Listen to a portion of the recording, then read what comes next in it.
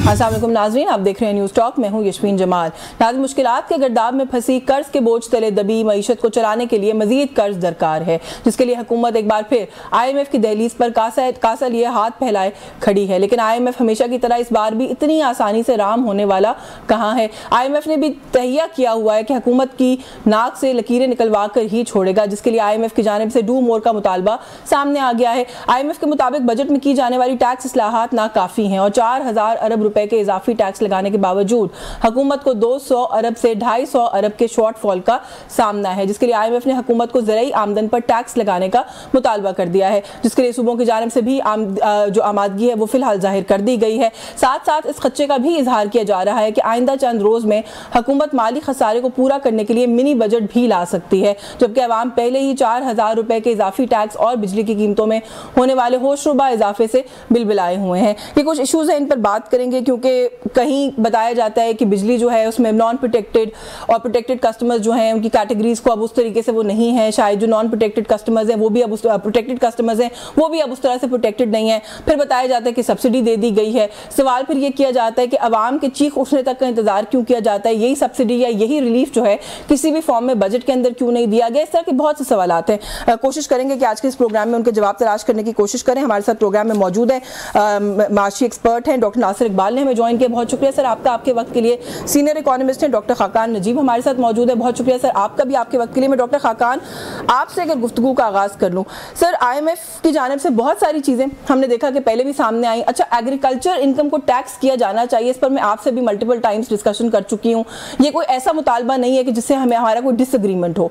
कितना फिर भी डूएबल है? पाकिस्तान की जो सूरत हाल है, जो हमारी डायनामिक्स हैं, जो सूबों का वफाक का आपस का एक रिलेशनशिप है, आपको पता है, उसको सामने रखते हुए बेशक आमादगी का इजहार भी हो जाए, ये इम्प्लीमेंट हो सकेगा? बिस्मिल्लाहिर्रहमानिर्रहीम। यशमीन, आपने जो इंट्रोडक्शन सामने रखा बड़ा कॉम्प्रिहेंसिव है। बात यह है कि I wish there was some other way for Pakistan to move in the next 3 years besides the IMF। I don't think there is any other way, और अगर वो वे होगा तो वो ज्यादा तकलीफ दे होगा पाकिस्तान के लिए, ना कि हम अगर फंड के साथ ही चलें। आप सिर्फ गो बैक 10 months, फंड का प्रोग्राम नहीं था, 3 अरब 4 अरब डॉलर के ज़खायर थे, रुपया कमजोर हो रहा था। सो एक तो ये बात क्लियर है। दूसरी बात ये क्लियर है कि फंड की एंगेजमेंट तो जरूरी है, पर फंड के साथ क्या एंगेजमेंट होती है ये हमेशा कंट्री अथॉरिटीज पे डिपेंड करती है। ये मैं बात इसलिए कहता हूं कि मैंने पाकिस्तान का 13-16 का प्रोग्राम एंकर किया है। पाकिस्तान 24वें प्रोग्राम पे तो जा रहा है Yashveen, but I always say this in every interview that I give. Out of those हमने जिंदगी में एक बार एक एक्सटेंडेड फंड फैसिलिटी कंप्लीट किया है। All the rest you have left incomplete. This is how badly we've even performed, even if some reforms could have been done or were good for Pakistan. अब आ जाइए current programme में। देखिए, current programme में भी मैं continuously country authorities को कहता हूँ कि आप अपना बजट, आप अपने एनर्जी के रिफॉर्म्स, आप अपनी प्राइवेटाइजेशन, आप अपने स्ट्रक्चरल बेंचमार्क सामने रख दीजिए। हम तो 13-16 में हमेशा एक पूरा प्रोग्राम MEFP, जिसको memorandum of economic and financial policies कहते हैं, उसका हर पैराग्राफ बना के उनको खुद भेज देते थे, फिर वो उनको ठीक कर सकते थे। अब जहां खड़े हुए हैं, अगर आप इस बजट को देखें तो सबसे बड़ा जो इस वक्त हम सब आई थिंक जनरली मिनहासुल कौम, छोड़ दें कोई इकोनॉमिस्ट है, कोई फाइनेंशियल एक्सपर्ट है, कोई बिजनेस क्राउड है, वो ये कह रहे हैं कि all incomes must be taxed equally, यानी कि हॉरिजॉन्टल इक्विटी होनी चाहिए। जो यशवीन अपने चैनल से लेके जा रही हैं, जो मैं कंसल्टेंसीज में लेकर जा रहा हूं, जो मैं गवर्नमेंट से काम करता था वो मुझे पे करती थी, जो बिजनेसेस कमा रहे हैं, जो एग्रीकल्चर कमा रहा है, जो रिटेलर इनकम कमा रहा है, हॉरिजॉन्टल इक्विटी होनी चाहिए। आज तक ऐसा नहीं है। इस वक्त मैंने पर्सनल इनकम टैक्स बढ़ाया, नॉन सैलरीड बढ़ाया, तो एग्रीकल्चर को बीच में लाने में कोई हरज नहीं है। लाइफ स्टॉक को एक छूट है, उसको रिमूव करने में आई थिंक ये होना चाहिए। पर मसला वही है ना कि यशवीन से और डॉक्टर खाकान से टैक्स लेना आसान है, हमेशा से आसान था, आगे भी आसान रहेगा। हम तो टैक्स देंगे, एग्रीकल्चर इनकम वाले ने टैक्स दे देना है, और प्रोविंसेस क्या कंप्लाई करेंगी? ज्यादा बड़ा मसला वहां आ जाता है जहां प्रोविंशियल पॉलिटिक्स इन्वॉल्व हो जाती है। अब जो मुआहिदा होने जा रहा है, मैंने उसका वो पैराग्राफ पढ़ा है यशवीन, MEFP का, उसमें यहाँ तक लिखा है कि अगर प्रोविंसेस कंप्लाई नहीं कर पाएंगी बाय 1 January तो ये अपना एग्रीकल्चर इनकम टैक्स का राइट जो है वो दे देंगी सेंटर को कि वो इसको कलेक्ट करे. In the end actually that is the right way to go. All incomes should be with FPR to be tax, जिनको हम इनकम्स कहते हैं, चाहे वो मैन्युफैक्चरिंग से आ रही हो, चाहे वो एग्री से आ रही हो, चाहे वो रिटेल से आ रही हो. बट आई रियली होप कि प्रोविंसेस के पास एग्री इनकम टैक्स है, उनके पास इस वक्त भी सर्विसेज पे टैक्स जीएसटी उनके पास है, मोटर व्हीकल है, प्रॉपर्टी है, they have a large space to go bye.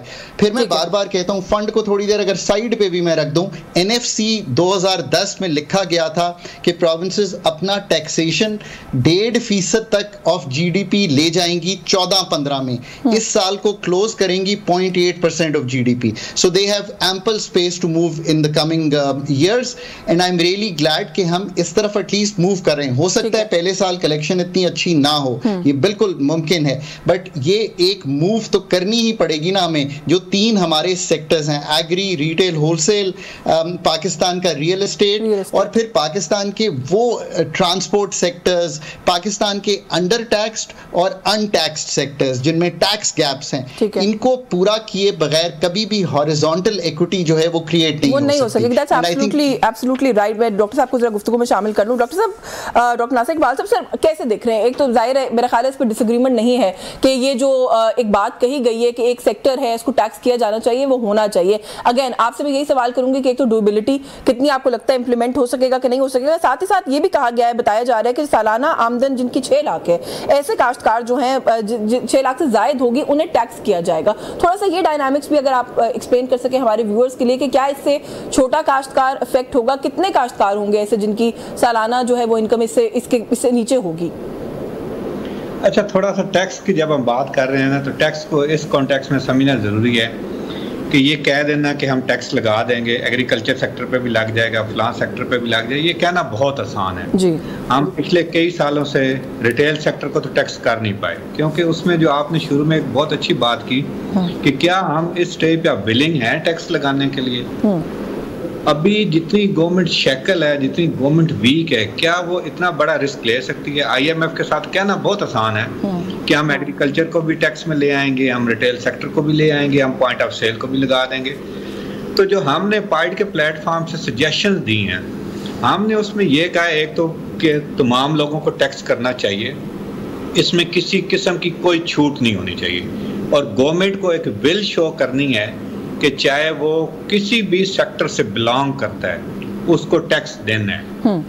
लेकिन दूसरी तरफ जो हमने सजेशन दी कि हमें अवाम का बिजनेस बंद नहीं करना, हमें हर बंदे को ये नहीं करना कि वो घर बैठ जाए या उसकी बिजनेस करने की कैपेसिटी कम हो जाए. उसके लिए हमने सजेस्ट किया कि आप बिजनेस करना आसान कर दें, टैक्स का रेट कम कर दें. जब आप टैक्स रेट कम करेंगे तो ऑटोमेटिकली लोगों को टैक्स नेट में आना उनको आसान लगेगा. प्लस उनके पास जब इनकम बचेगी तो वो अपना बिजनेस एक्सपैंड करेंगे. जो ही बिजनेस एक्सपैंड होगा आपकी इकोनॉमिक एक्टिविटीज की वजह से ऑटोमेटिकली आपका टैक्स रेवेन्यू बढ़ेगा. इस वक्त जो सबसे बड़ा मेरे लिए इशू ये है कि डिस्पाइट इसके कि जैसे आपने खुद बताया कि गवर्नमेंट ने 4 ट्रिलियन का इजाफी टैक्स लगा दिया, लेकिन गवर्नमेंट को अभी ये नहीं पता कि वो ये 4 ट्रिलियन कैसे कलेक्ट करेगी. प्लस जो उसके एक्सपेंडिचर हैं उस पर अभी तक बात नहीं हो रही कि उनको हम कैसे मिनिमाइज कर सकते हैं. डॉक्टर नजीब ने अच्छी बात की कि बहुत सारे काम हमें खुद करने हैं. हमें आसान लगता है कि हम सारा मलबा आईएमएफ पे डाल दें कि आईएमएफ ये करा, आईएमएफ ये करा. ये गवर्नमेंट के पास सबसे आसान सोल्यूशन है अवाम बेचने के लिए कि हम कुछ नहीं करते, हम नहीं करना चाहते, हम टैक्स नहीं लगाना चाहते, आईएमएफ हमसे जबरदस्ती लगवाता है. आईएमएफ आपको ये नहीं कहता कि आप 500 इदारे इस्लामाबाद में खोल के बैठ जाएं और उनसे काम कोई न ले. आईएमएफ ये नहीं कहता कि आप रेलवे का लॉस बर्दाश्त करें, पीआईए का लॉस बर्दाश्त करें, आप रियल एस्टेट को छूट दे दें, आप फलां को छूट दे दें. आईएमएफ तो ये नहीं कहता, वो तो हम खुद कर रहे हैं. पाकिस्तान वाहिद मुल्क है जो टैक्स एक्सपेंडिचर के नाम पे, जो टैक्स एग्जेम्पशंस के नाम पे ऑलमोस्ट 3 ट्रिलियन रुपया जो है वो छूट दे रहा है. कौन दे रहा है? उसको खत्म करें, बजाय इसके कि नया टैक्स लगाएं. लोगों को ये आसानियां पैदा करें. इस वक्त तक जो गवर्नमेंट की सोच है लोगों से टैक्स निकालने की सोच है, लोगों को आसानियां देने की सोच नहीं है. हम हर प्लेटफॉर्म पे पाइड के रेफरेंस से ये बात जरूर करते हैं कि खुदारा लोगों के लिए आसानी पैदा करे, लोगों को काम करने दें। जब लोग काम करेंगे तो वो आपको खुशी से टैक्स देंगे। बिल्कुल, और जब लोगों को कहते हैं कि वो कुर्बानी दें, वो कंट्रीब्यूट करें, वो बेल्ट टाइटनिंग करें, तो गवर्नमेंट खुद भी कुछ करती हुई नजर आए, लगे कि हुकूमत भी आवाम के साथ मिलकर कोई अपना हिस्सा डाल रही है, जो कि अनफॉर्चुनेटली इस बजट में तो यही समझ में आया कि हुकूमत अपना हिस्सा मजीद बढ़ा रही है और मांग रही है कि इसको और बढ़ा दें, चाहे वो करंट एक्सपेंडिचर की फॉर्म में हो, चाहे वो किसी भी और तरह की मराहत या अलाउंसेस के फॉर्म में हो। डॉक्टर साहब, डॉक्टर खाकान साहब, सर ये ज़राअत से मुंसलिक जो सारिफीन हैं उनके लिए बिजली के फी यूनिट में भी सर 6 रुपये 62 पैसे का कुछ इजाफा जो है वो बताया जा रहा है कि वो सामने आएगा, और ये बुनियादी टैरिफ में if I am not wrong इजाफा है जो बताया जा रहा है। सर इसको किस तरीके से देखते हैं, इसके क्या असरात होंगे? पहले ही जो कुछ अजनास हैं जो इस तरह के डिपार्टमेंट से जुड़ी हुई, आटा है, सूजी है, मैदा है, उनकी कीमतों में इजाफे की वजह से आपको पता है एक उसका फिर एक आगे इफेक्ट आता है जिसके अंदर जो उनसे बनने वाली चीजें हैं, जो एंड प्रोडक्ट्स हैं वो भी महंगी हो रही हैं। डबल रोटी की आप बात कर लें, इस तरह की और कुछ चीजें, तो क्या इसका एक तो इन्फ्लेशनरी इंपैक्ट होगा, ज़राअत के शोबों से मुंसलिक लोगों पर इसका क्या इंपैक्ट होगा? एक तो यशवीन, डॉक्टर नासिर ने जो बात की है ना कि इस बजट की अप्रोच पेपर अगर मैंने लिखा होता तो वो लिखता ही एक्सपेंडिचर साइड के कट्स और एक्सपेंडिचर साइड्स की रिफॉर्म से था, ताकि हुकूमत ये सिग्नल दे सकती जिसकी आप गुफ्तगू कर रही हैं और आज कह रही हैं कि हुकूमत क्या कर रही है। चाहे वो लीनर गवर्नमेंट होती, चाहे वो पेंशन का रिफॉर्म होता, चाहे वो पाकिस्तान की टारगेटिंग ऑफ सब्सिडीज होती, चाहे वो कटौती होती करंट एक्सपेंडिचर की, चाहे वो पीएसडीपी को एकदम 700 से 1500 ना ले जाना होता, इसमें कोई दो आरा नहीं हो सकती कि that is how the approach paper of the current budget should have been written. और अब भी कुछ नहीं गुजरा, 18,900 अरब का बजट प्रेजेंट हुआ है। मैं आज भी कहता हूं कि it would take us a few hours के ऊपर के 900 अरब आप उड़ा दें तो ये एक्सपेंडिचर कट्स जो हैं आपकी टैक्सेशन का बोझ कम कर सकते हैं इस साल में, और फंड भी कन्विंस हो सकता है। सो ये you know taking a Q from जो हम अर्लियर आप नासिर साहब से कॉन्वर्सेशन कर रही थी। अब आप आ जाइए कि अगर ये दो काम यानी कि tax reform which means both taxing everyone and compliance through easier taxation, expenditure reform, अगर हम ये अगले आने वाले साल 2 साल में कर लेते हैं तो बजट की शेप बेहतर होना शुरू हो जाएगी। ठीक है। अब पर कलीदी मसला कारोबार चलाना है, ये बिल्कुल ठीक बात है। कारोबार में आसानियां पैदा करना है, उसमें दो ही चीजें, एक ये कि या तो कॉस्ट ऑफ डूइंग बिजनेस इतनी कंपेटिटिव हो जाए कि पाकिस्तान में हर कोई कारोबार करना चाहे, कोई सेविंग्स में पैसे ना रखना चाहे, कोई प्रॉपर्टी में ना रखना चाहे, क्योंकि मुझे एक फोमो हो रहा हो यानी कि फियर ऑफ मिसिंग आउट हो कि यार मैं प्रॉपर्टी की बजाय अगर चप्पल बना के बेचूंगा तो मुझे ज्यादा मुनाफा आएगा क्योंकि कॉस्ट ही इतनी कम है। एनर्जी सेक्टर जो है पूरे मुल्क को यशफीन बिठा रहा नहीं है, बल्कि इसने एक तरह से हमारी इकोनॉमिक ग्रोथ को बिल्कुल जो है रोका हुआ है, इसमें कोई शक नहीं है। अब इसका मसला यह कि मैं इसको कंपेयर आसानी से करता हूं, एक टेलीकॉम सेक्टर है, हमने प्राइवेटाइज किया, डीरेगुलेट किया और लिबरलाइज किया, कंपनियां आई, टेलीनॉर बंद होकर गई भी, जोंग आ गई, मोबाइलिंक आ गई, यूफोन आ गई, इन एंड आउट चलें, एक कंपटीशन क्रिएट हुआ, हमने मार्केट को चलने दिया।